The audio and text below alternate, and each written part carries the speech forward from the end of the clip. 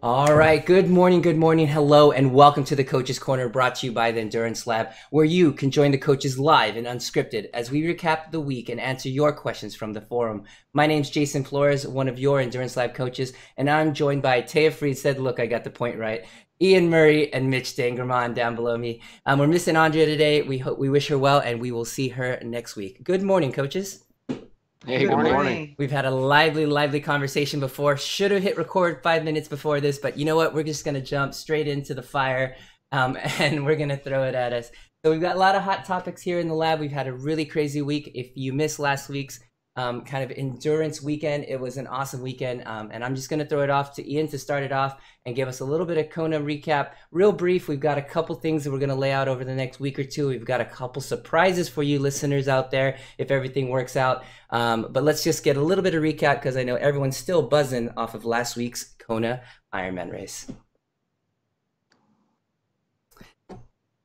Oh, Ian. Yeah, Jason. So there you go. Good morning, everybody. Good morning, everybody. Yeah, we had a good little discussion about it, and it was fun actually during the race. As Mitch and I and Andrew were watching, we had our newbies, Jason and Taya, on for getting some what's up chat going back and forth. I'll say I've never actually mowed the lawn and streamed Kona in my life, and I think I'm probably like one of like 5 people in the world who did that. But it was compelling. I sat on the lazy boy for almost all of it, having to get off to go to the grocery store for like 1 hour, which, yeah, it was critical hour. Yeah, we only had what, 50 messages coming in through every 3 minutes. Yeah, something like that. But anyway, so one of the things we want to talk about real quick, for those of you who didn't get to watch it, the weather was just completely crazy in Kona this year. Like, there was no wind, there was no heat, there was no humidity, there was partly cloudy. And look, it's hot because it's still Hawaii, but we're talking low 80s, not high 90s. Yeah. And the winds were under 10 miles an hour. It was like the perfect conditions, the best conditions you could ever hope for. And let me tell you, the athletes took advantage of it. But one of the big things that we noticed, and we discussed this on our chat, was the discussion about why the Uber bikers couldn't get away. And the reason was they really need that hard wind in them because they're just so much stronger, and it helps break up those crosswinds, help break up any chase. And so they were unable to get an advantage due to that. And that showed in the end as Cameron Worth broke the record again for the bike course. And then Sebastian Lange, who sat at the back of a train that his teammate may or may not have been working for him at the front, just absolutely told everybody, that's nice. You guys have really pretty swims and bikes, but watch this.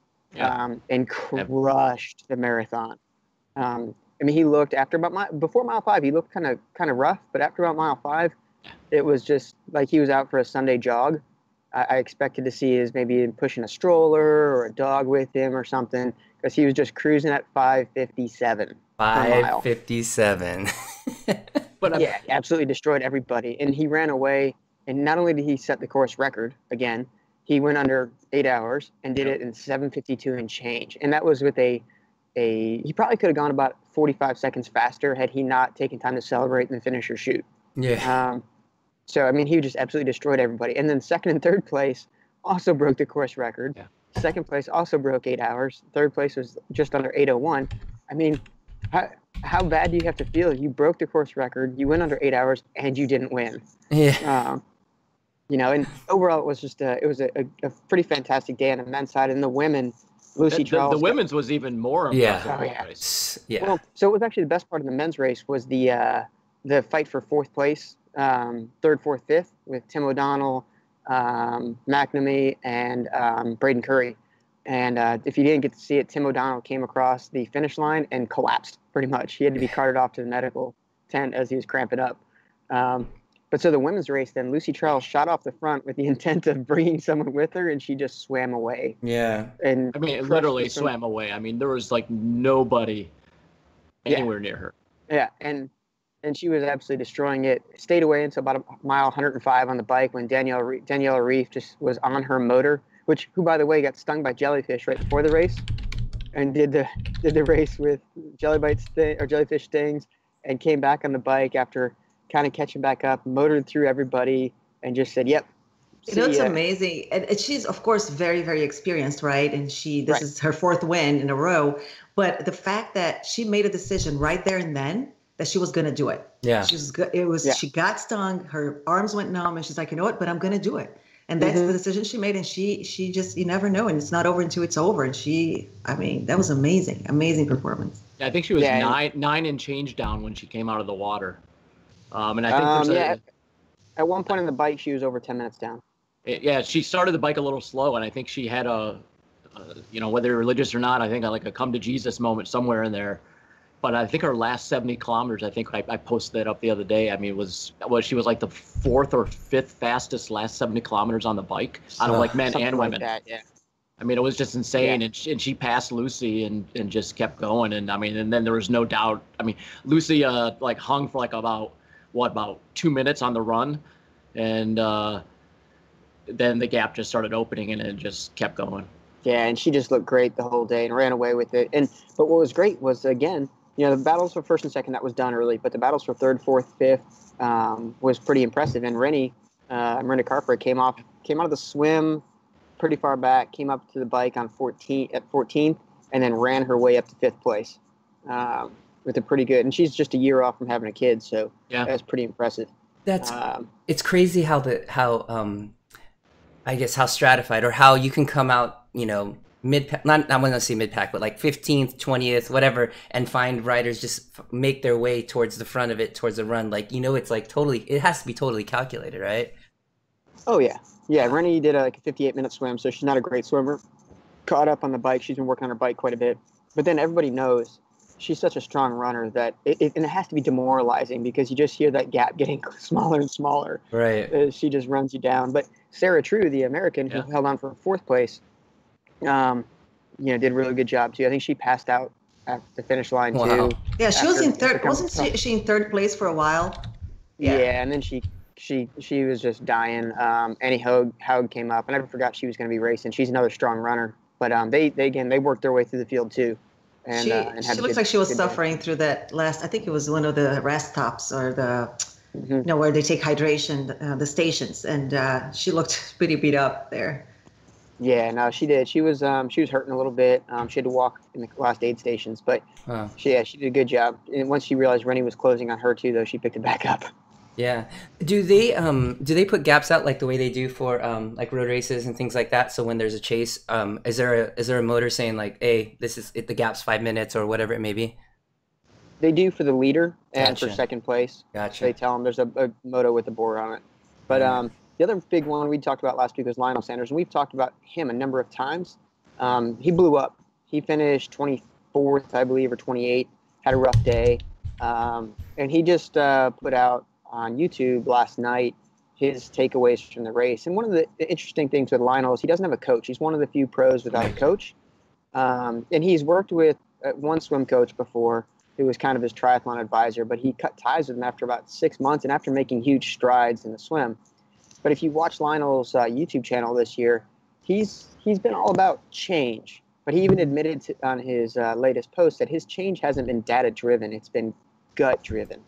And I think we all know that gut-driven is not necessarily the best way to make decisions, maybe with your nutrition, but if you can't take it. But it was very interesting because he was making progress in the swim, and then which is his weak point, and then walked away from the guy who was a very knowledgeable swim coach. His bike, he admitted he'd done two. He was in one position going into Santa Rosa this spring. Didn't like how he got crushed by Jan Frodeno, so he changed it. But neither of them were changes with a bike fitter or a wind tunnel. They were just him changing his setup. So there's no data backing up what he was doing. And then nutrition-wise, he went from normal food to vegetarian, to no meat, to vegan over this year. And obviously it's had changes, and he hasn't really given his body a chance to adapt to any of the nutritional changes he's made. And again, without a nutritional coach either, right? So just sort of like, I'm just going to make all these changes and see what happens. Yeah. And he lone wolfs his training too. So he doesn't train with anybody. But he recently did, and he's realized that that's been a limiting factor. So he's going to start trying to train. He may move out of Canada and move somewhere where there's more triathletes. There's got to be a little bit like operating on yourself, right? Why would you operate on yourself? Wouldn't you hire a doctor to do it? So it's just. Yeah, but hey, if you have no training, it's much better. I mean, if you operate on yourself regularly, you get better at it. Right. I guess. So I think the key then though is going to be does he grow and learn, right? I mean, he has, I think, over the last couple of years he's improved and he's grown in different directions, and I think he is probably one of these guys who has to kind of experience it and experience the failure and then move on.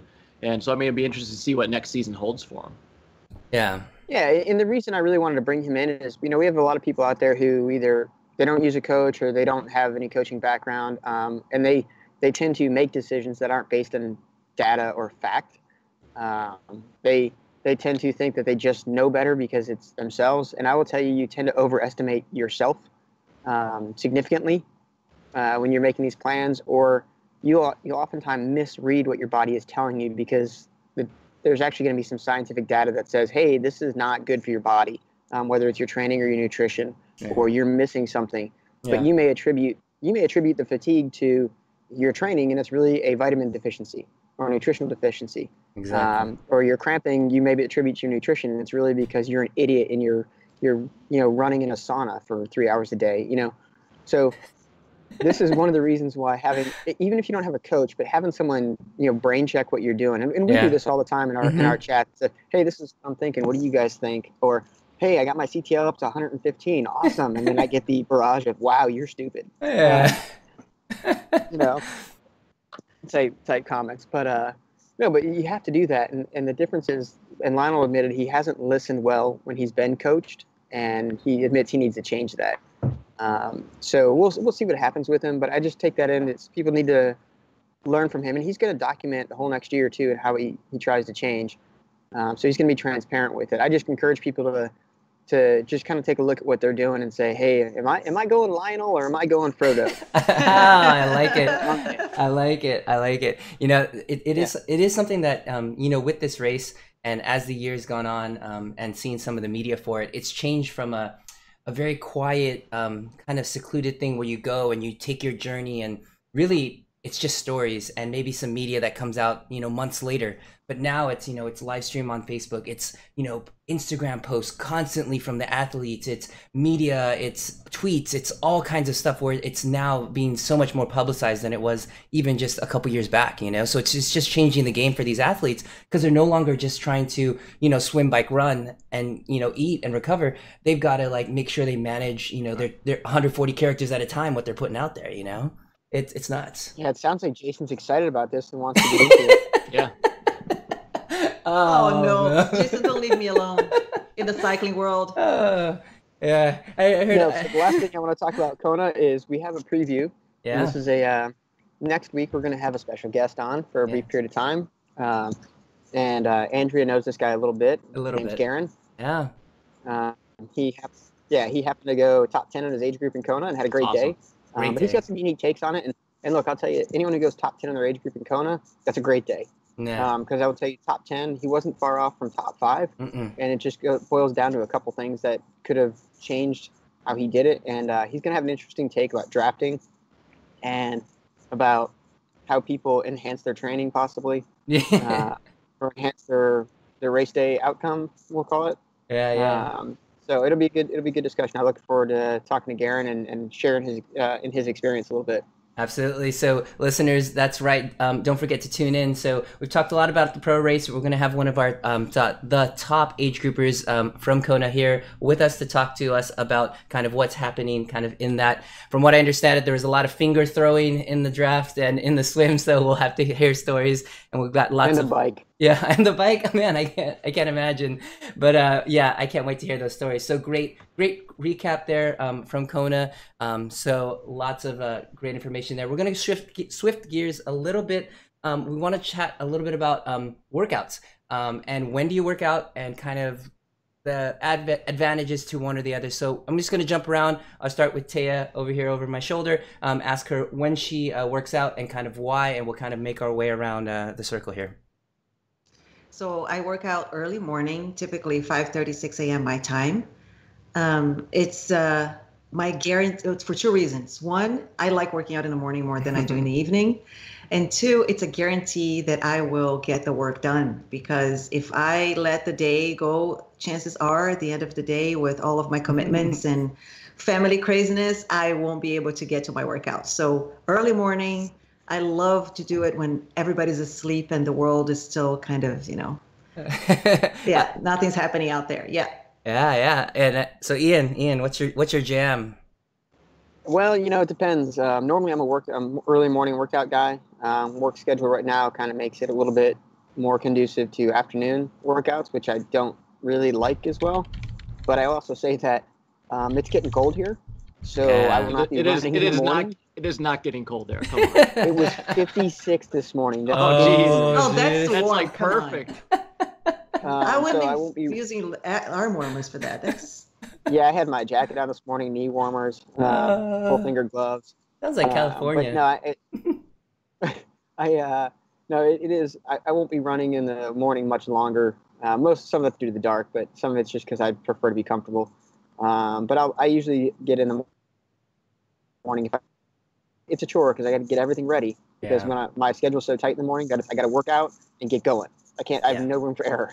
Yeah. And a lot of our athletes that did share their stories, it took, some thought beforehand. It's not like you're just waking up. So it's like you're going to sleep early. You're setting a time that you're waking up. You've got your kit out, your water, your fans figured out. For us that stream, the computers have got to be loaded up. You've got this and that figured out, so that when you get on, it's just, let's go. Load the workout from Training Peaks, from the Endurance Lab, hopefully, and then boom, you're ready to go. So Mitch, morning or evening? Have you tried both, and which do you like? Yeah, so I've gone all over the map. When I'm on my game, it's morning, because of everything you guys are saying. It's you can block the time out. I've got a family, I've got a job, and you ensure it gets done. But I'm also realistic in that doesn't always happen, and me getting to the pool in the morning when I'm actually swimming is nearly impossible, especially in the winter, because it's just too darn cold and depressing. So I'll do lunch workouts where I go to the pool. So I work close to home, and the gym is really close to home, so I can actually swing by there, swim, rinse off, and then come home and grab a sandwich and get back to work, all within about an hour and a half. That's pretty good. I don't know. Salad, Mitch. Maybe think of a salad once in a while. But I will say that I love evening runs when the weather is nice. If it's cold and I'm running outside, I don't mind the morning. Because the sun's coming up and it feels a little bit better. But in the spring and summer and fall, an evening run outdoors is almost like nirvana for me. Especially if you cancel the music out and you just kind of enjoy the nighttime sounds, and you just run. There's the rhythm of the road and the feet, the darkness. That's probably ideal for me. Yeah. We've heard many of lunch workouts from Mitch. It's very envious for those that work a full day and are too far away to be able to do that. I just hope my boss doesn't see my Strava feed. Hey, let's share out the podcast with the boss. Yeah, there we go. So the conversation kind of went in a couple different ways. One is making sure that you're preparing yourself properly, both physically by getting rest, getting to sleep, at the same time or at a decent time. We've talked about using different alarms and understanding like your sleep cycles to make sure that you're getting enough rest and finding what that amount of time is for you. Working with circadian rhythms, a lot of time waking up in the morning, getting the right color light, bright blue colored light can help wake yourself up, as well as a workout energize the rest of the day. So a lot of times, whether it is just a recovery workout or an endurance workout, that actually can play a pretty big role of just getting you going from day to day. And looking at peak performance times was a little bit in the conversation where riders may perform better morning or evening. But here's the thing, what you need to also think about is when your race or when your goal event is. If it is early in the morning, what was the gun time at Kona this year? It's like 5 a.m.? 6:30 for the pros. So 6:30, those guys are getting up 3 or 4 hours beforehand. You got to make sure that you've got workouts and you've got the energy in you to do something in that hours between 4 and 6 to get ready and prepared. If you're going to be racing, age group road races that are in the middle of the day, you better make sure you're doing rides in the middle of the day to be able to do that sort of thing. So peak performance times and then also your specific race times is important. Yeah, and midday compared to morning is not as far away as evening compared to morning, right? So when I went to CVR, for example, for the race out there, I even though remember. it was European time, it was evening and it's a long day. It was just completely different. The body just feels different. If you're so used to waking up and working out right after waking up in the morning, it just it's a big change. I do remember that you were going from the velodrome straight to sleep and then back to the velodrome when you're in Yeah. that year. It was nuts. I remember talking to you during Yeah. that time. That was crazy. So, all right, excellent. If there's nothing else to add there, guys. Nope. All right, look, let's slide on over since we're talking about kind of different times to ride and different weather. And Ian is plagued with sub 60-degree weather. He wanted to talk about cold riding weather in his city at 56 degrees this morning. Look, this is in anticipation of the colder weather This for is the right. rest of the people. Look, That's right. And I'll admit, I don't do cold weather. I hate cold weather. I haven't lived in the cold weather since 2010. Wow.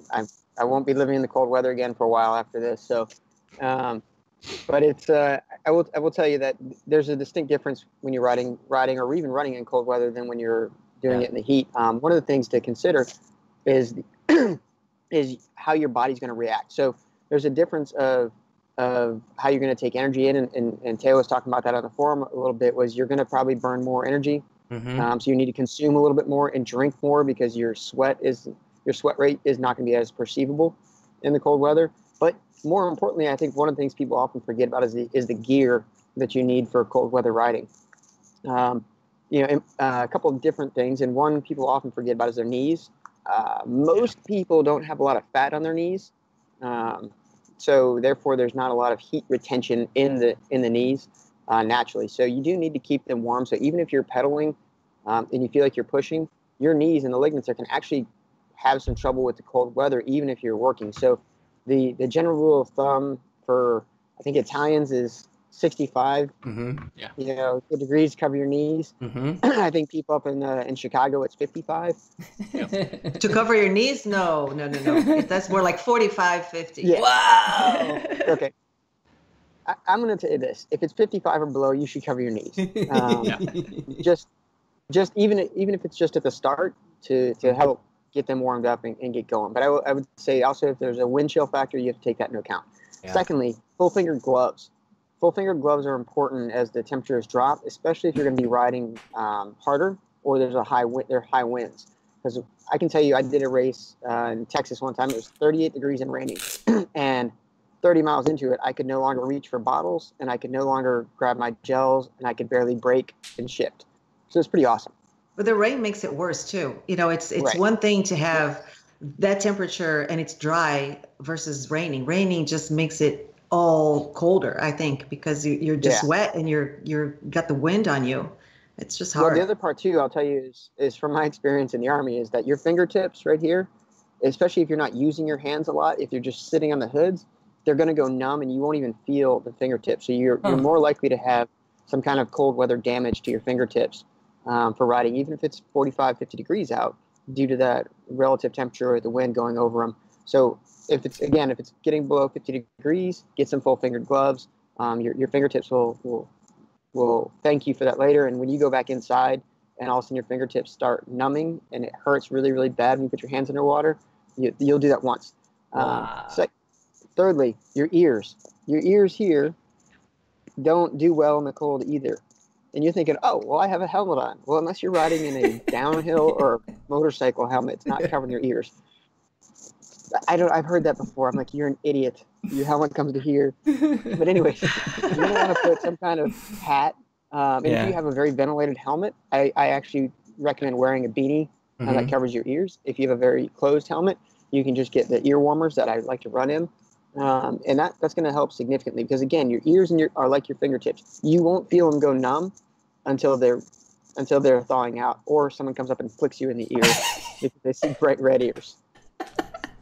Depends on your friends. Yeah. But those are key things. And then everyone knows if your chest is cold, you're probably going to get cold. So you're probably going to get a cold. Don't so forget the shoe covers too. Oh, yeah, so okay, yeah, we'll talk that too. That's another. That's the number 4 is the is your shoe covers, whether it's booties or toe covers, depending on the weather. Again, your toes are another one that are going to go numb, just like your fingertips. And you can move your toes and you can feel like I'm doing some work, but trust me, the blood flow to your feet is not like the blood flow to your quads. It's not going to keep them warm. So those extremities, when your body's getting cold, the blood will flow away from the extremities. So you need to put on, like I said, either booties or toe covers. Or you can get some cool socks that are windproof and waterproof. Right. So speaking of the socks, and then wool socks, they are amazing. You've got the thick wool socks. The advantage of that natural fiber, right? It will keep you warm, but it's also breathable. And if the weather warms up a little bit and you take your shoe covers off or your toe covers off, those socks are not going to feel super hot either. So it's just that natural fiber that works really well. Right. No, and it's great. So those are the things you really need to protect, honestly, because you never know. You wear a jacket, you wear a vest, you wear arm warmers, whatnot, to keep your upper body warm. Because if you don't do that, you're definitely going to get sick or hypothermic. But it's those extremities that are really important because you won't notice them going numb. So you might be sweating up here, but here is not going to sweat like that in your toes and your ears. And if your ear sweats, okay.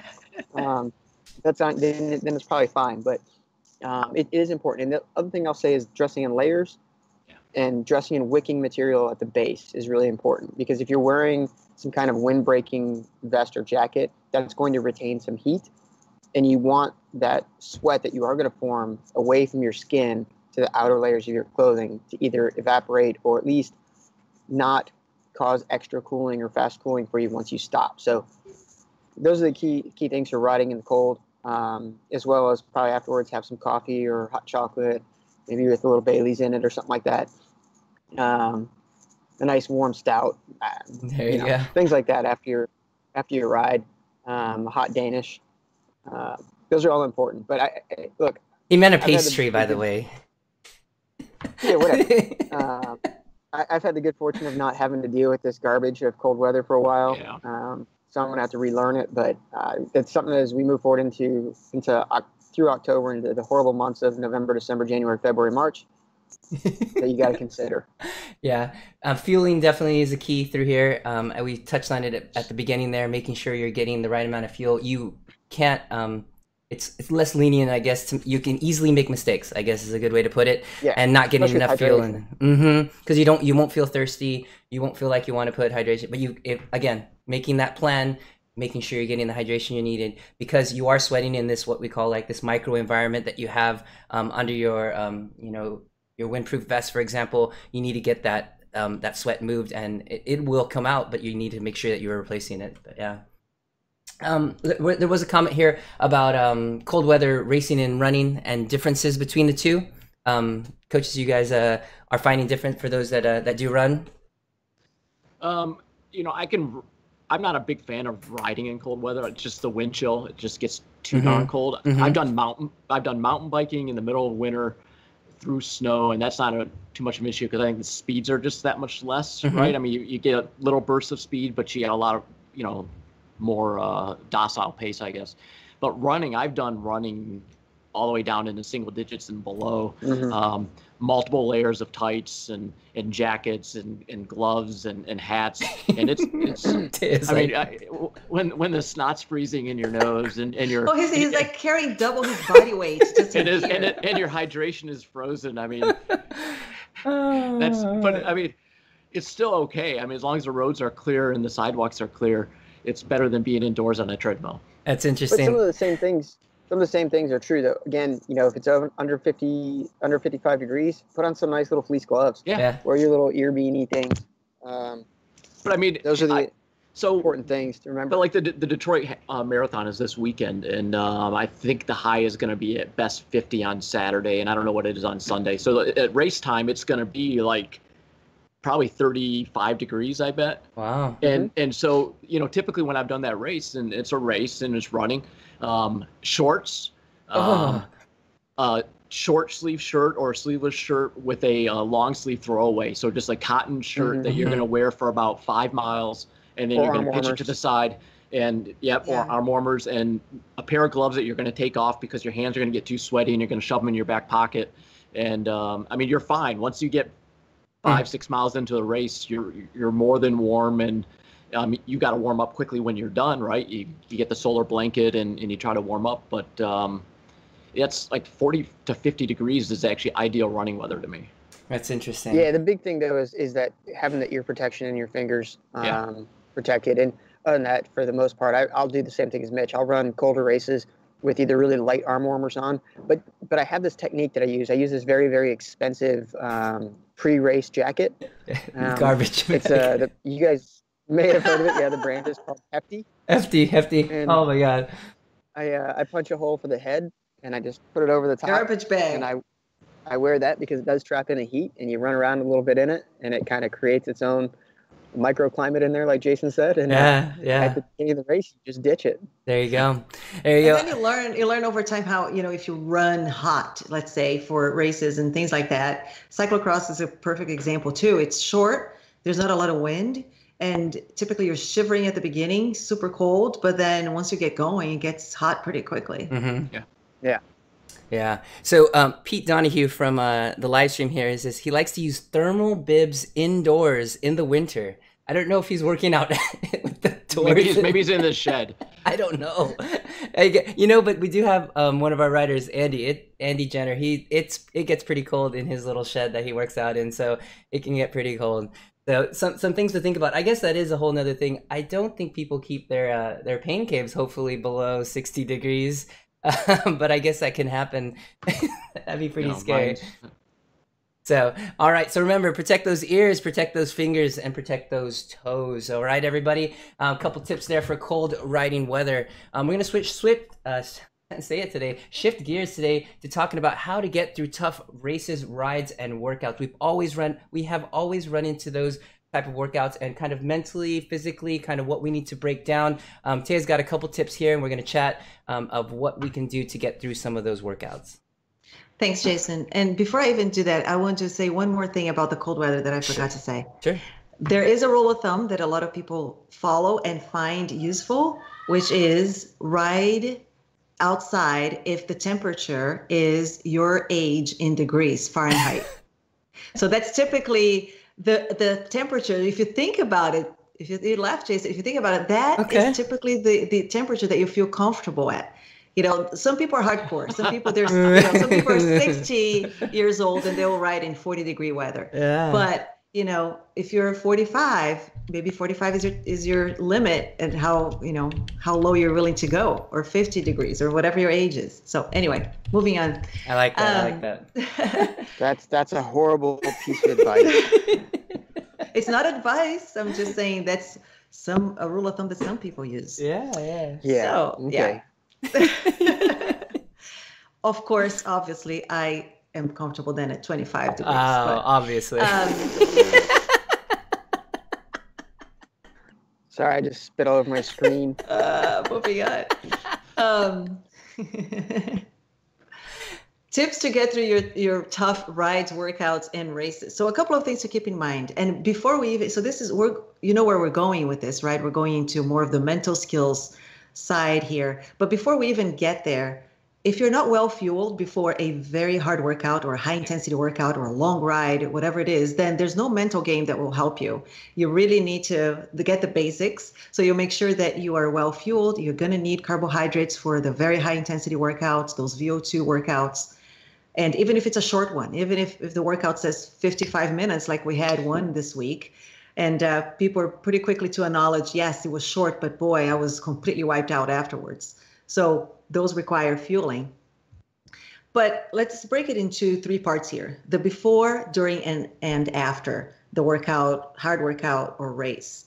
Before, whatever you tell yourself ahead of the start will likely be what happens. So if you tell yourself, and this is going back to Daniela Reef when we're saying in Kona, right, when she got stung by the jellyfish, she made a decision right there. I'm going to finish this race. So whatever you tell yourself, if you go in already saying, oh, this workout is super hard, I'm not sure I can do it, I don't think I can do it, well, chances are you're not going to do it. And that goes back to Henry Ford saying, right, whether you think you can or can't, you're right. So having that in your mind before you start, use some visualization for the race. If you're doing your race, how you want it to go, picture yourself going through it and doing the things that you want to do and all the training that you did, and picture yourself being successful at whatever that means to you, right? And it doesn't necessarily mean being a podium. Now, during the hard workout, and this is especially true if you're indoors, because it's outdoors a little bit easier to have carrots, to have motivation, to have things to distract you that will make you work harder. But indoors, it's a little harder. So your mind, remember that your mind can only focus on one thing at a time. So choose wisely what you want your mind to focus on, and something positive that will help you get through it. If you think about giving up or repeating to yourself, I can't do this. Oh, I don't think I can do the next one. I don't think I can do the next one. Then again, you're setting yourself up for failure in a sense of you're going to have a really hard time doing it. So if your mind can focus on only one thing at a time, then think positive and break it into chunks. Instead of looking at the whole workout or the whole event, just look at the next 10, it can be 10 minutes.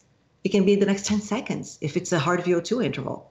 And there's another way to do that, Taya. Andy Jenner's release, from what I understand, and he will come on and heckle the crap out of you if you're missing. And so you can focus on your hatred for him. Yeah. And that will also help you get through your intervals. Yeah. But being task-oriented during the time of pain is helpful. So you don't think to yourself, oh, I have 100 more miles to go, or I have 5 more sets of intervals to do. You just think about the one that you are on right now. And you just say to yourself, you know what, I'm going to focus on my breathing for the next 10 seconds. Or you look at a landmark on the road or a landmark on Watopia, if you're in Zwift, and you say, I'm just going to get to that tree. And then from that tree, you go on to the next step and the next step. So those things help because you're breaking it up and you're focusing your mind on positive things one at a time. And so other distractions might be, we talked about this before, thinking about your cadence. So if you're on a long ride, you have a ways to go, you can think about just focus on the cadence and the noise that your bike is making on the road, and keeping that constant. Or you can use the 5, 4, 3, 2, 1 technique. The name 5 things that you see, name 4 things that you know are true, name 3 things that you feel, and go on. And by the time you get to 1, you're out of your pain, let's say. So that's during. Afterwards, and by the way, the goals, right? The goals for your workout or for the race should be along the lines of to be better than you were before. So right. a personal best. Right. It doesn't have to be power. It can be, I want to improve my cadence today. Or I want to control how I transition from interval, from the higher power to the lower power better. So those things are good goals to have in your workout. Or standing, I want to stand 10 seconds longer this time for that 30 second that I have a hard time standing out of the saddle for. So there are some tips for the during. I don't know if the coaches have any other comments before I move to the after. Yeah, I think. Go ahead. Yeah, I mean, sometimes for me, even I think it was last week on Thursday, I was doing the group workout and I was tired and I didn't get enough sleep and I really just wanted to mail it in and I was just dreading it. But once I got on the bike and actually started cycling and just did it, right? Everything works out. So sometimes you just have this mental block where you don't think you can do it, but you just got to get pedaling and get going and just throw yourself into it. And you'll find that, you've done the training, you've got the capability, you just need to go out and do it. Mm-hmm. Yeah, that's a great point. You get the juices flowing. Once you get that, you get in it. Sometimes even changing into your kit will get you in the mood for the workout. Yeah, changing it into your kit will get you in the mood for a lot of things. So you definitely use that tip. What are you saying, Jason? You just always have your kit ready. Always have your kit ready. You never know. And it's such a good-looking kit if you're wearing the ODZ kit. trust me, you can wear it out to clubs to go dancing. Yeah. You can wear it out to fancy restaurants. Yeah. It works. It works. It works everywhere. It'll get you into bars. It'll get you free drinks. It's an amazing, amazing kit. All right. So wrangling in here. To speak about goals and stuff, a lot of times people have outcome goals. It's important to actually maybe shift that into whether it be skills-based goals or kind of small short-term goals in order to reach those during your ride. Because a lot of those, whether it be data-driven or skill-driven, are things that depend on you versus what's happening in the race, because there's things you can't control. So making sure that it's something that you can control, whether it be some skill you're trying to work on, some data number you're trying to use, those are things that you can control on your end. So I think that's just a good point there. But yeah. Yeah, perfect. Yeah, so then the after. Once you're done with your race, your workout, your event, you look at your file, right? If you upload it to a training tool such as Today's Plan, Training Peaks, analyze it, enter comments in there. That's important, especially when it's still fresh in your mind. As many comments as you can, because going back to that is helpful in the future. And then let it go, and then move on. And then you're done. You don't need to be thinking about it on what went great, what didn't go great. No big attachments to it, to the great result. Done, move on. Tomorrow's another day. Yeah. Comments.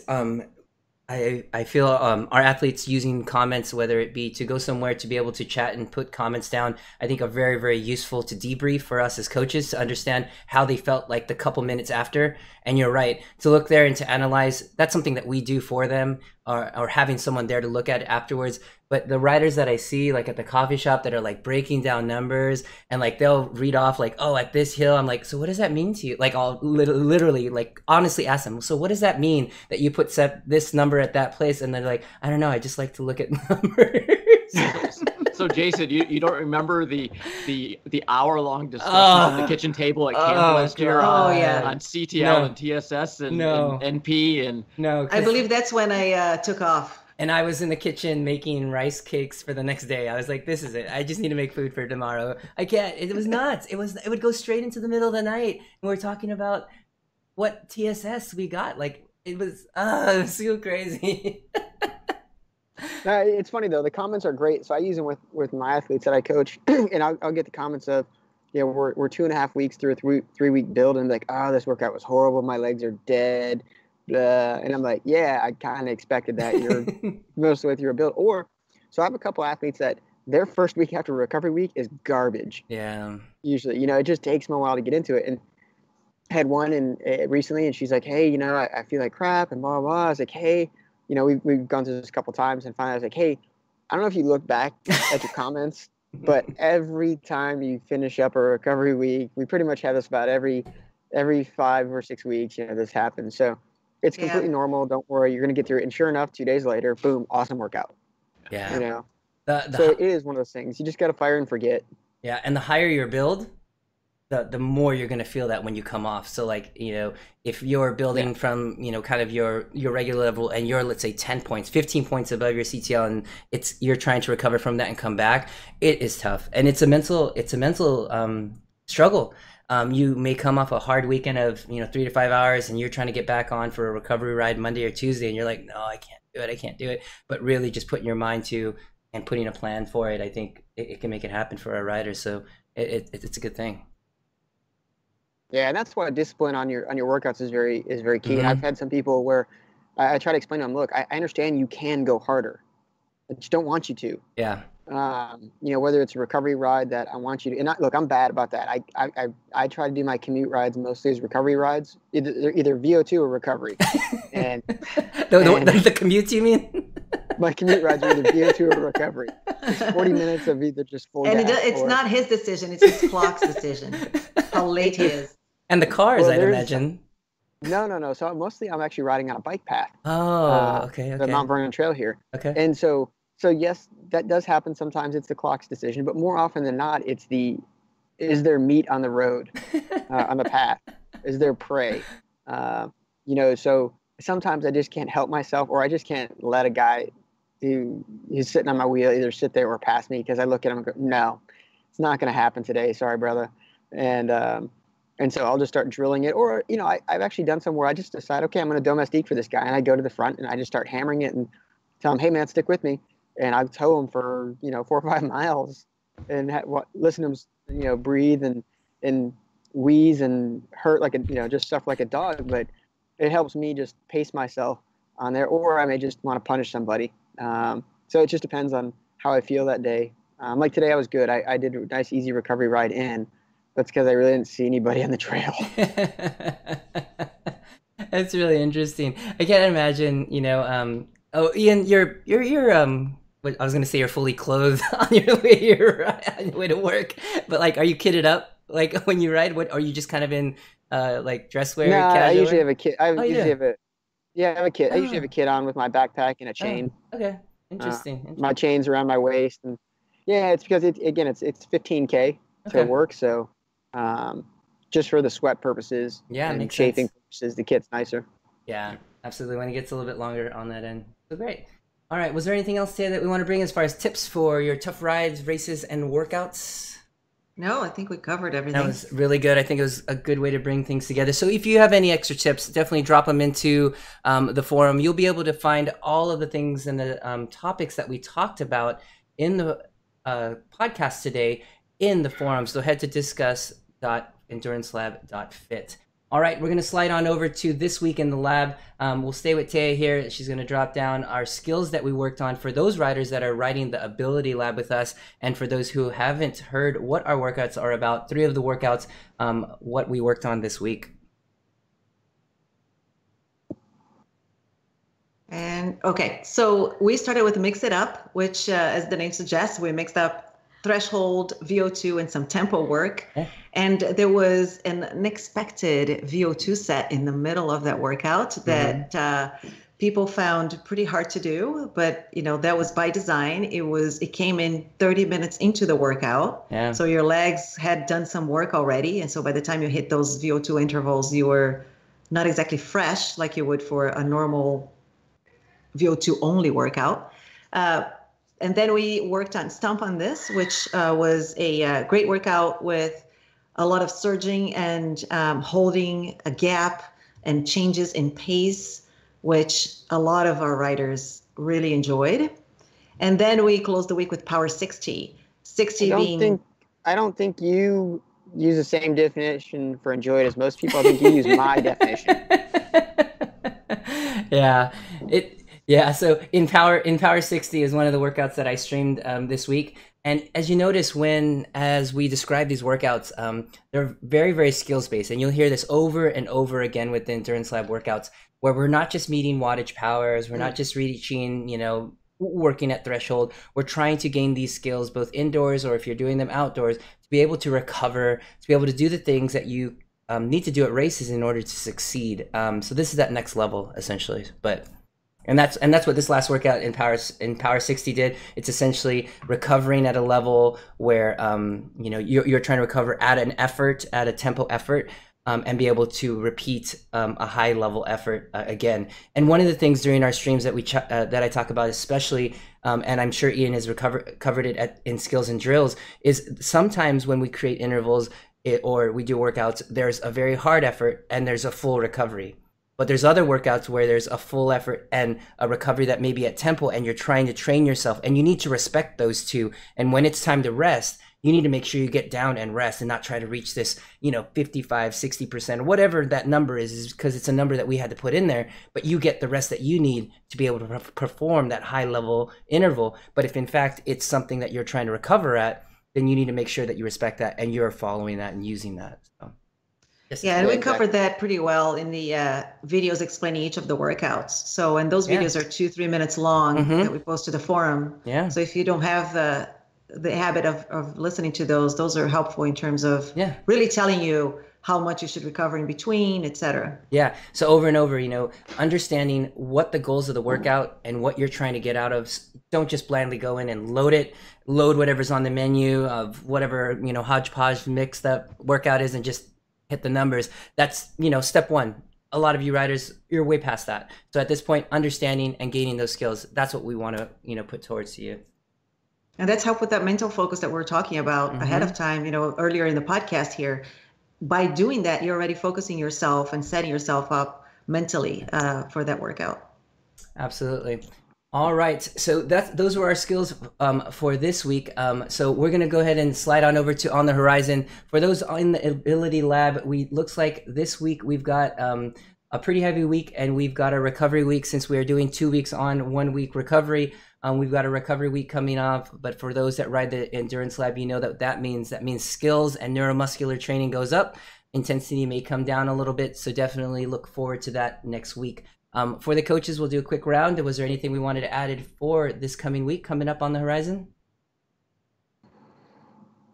Nope, I think we're all sitting pretty, so we just need everyone to keep at it. Yeah, really good conversation happening over at the Endurance Lab forum, so definitely check that out as well as except for the beet juice one. Yeah, I saw that this morning when I woke up. We're gonna have to get Ian to chug beet juice before every ride at camp this year. He has to try the capsules that I take. Yeah, those are just capsules. You can't even taste them. You said you can't do that and caffeine. You could do caffeine and then do beet juice suppositories. I would have about the exact same taste.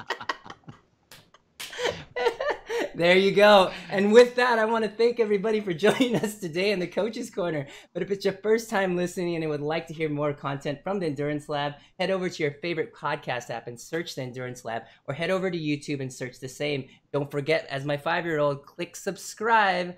And for more information when the next lab is, head over to endurancelab.fit, where you can learn and you can join us to train smart and get results. We'll see everybody next week.